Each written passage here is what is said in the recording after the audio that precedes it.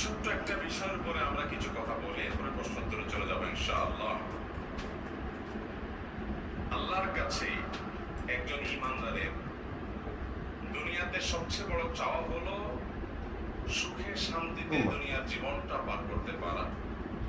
আর আখিরাতে আল্লাহর কাছে সবচেয়ে আল্লাহ তাআলা যেন আমাদের গুনাহগুলো মাফ করে আমাদেরকে পরিচ্ছন্ন করে দেন, মুক্ত করে দেন, আমরা যেন আখিরাতে নাজাত পেয়ে যাই, আল্লাহ যেন আমাদের মাফ করে জান্নাত দিয়ে দেন। এটা হলো আখিরাতে একজন ঈমানদারের সবচেয়ে বড় চাওয়া। দুনিয়াতে ঈমানদারের সবচেয়ে বড় মুসিবতের বিষয় যেটা তার আখিরাতকে ধ্বংস করতে পারে তা হলো তার পাপাচার, অপরাধগুলো, গুনাহগুলো। আমরা যে আল্লাহর নাফরমানি করি, আমরা যে আল্লাহর অবাধ্য হই, আল্লাহর নির্দেশগুলোকে লঙ্ঘন করি, আল্লাহর নিষেধাজ্ঞাগুলোকে অমান্য করি, এটার কারণে আমাদের আমলনামায় যে গুনাহ জমা হচ্ছে, আখিরাতে আমাদের সেই গুনাহগুলো হবে আমাদের সবচেয়ে বড় বিপদের কারণ।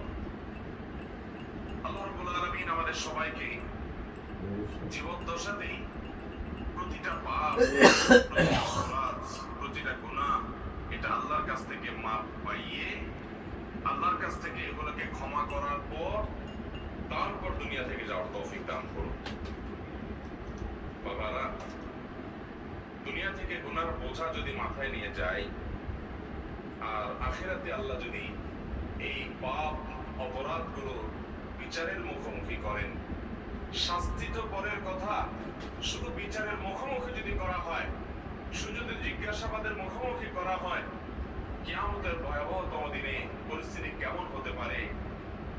দুনিয়ার বিভিন্ন মানুষ যখন অপরাধ করে তার যখন বিচার হয়, এমনকি অনেক মানুষ নিরপরাধ থাকা সত্ত্বেও অভিযুক্ত হয়ে তার বিচার হয়, বিচারের কাঠগড়ায় যখন মানুষ দাঁড়ায়, তার বিচারে কি হবে, তিনি কি খালাস পাবেন না শাস্তি হবে, সেটা পরের বিষয়। কিন্তু একজন মানুষ যখন গ্রেফতার হয়, এটা করার জন্য আইনজীবী থাকে, উকিল থাকে, আত্মীয় স্বজন থাকে, টাকা পয়সা থাকে, বিচারকে ম্যানেজ করার লোক থাকে, দলিল-আদিল্লা পেশ করার ব্যাপার স্যাপার থাকে, বিচারের চোখে ফাঁকি দেওয়ার কোন রাস্তা থাকে, আরো কত উপায় থাকে। এরপরও মামলা মোকদ্দমার কাছে পড়ে যায়,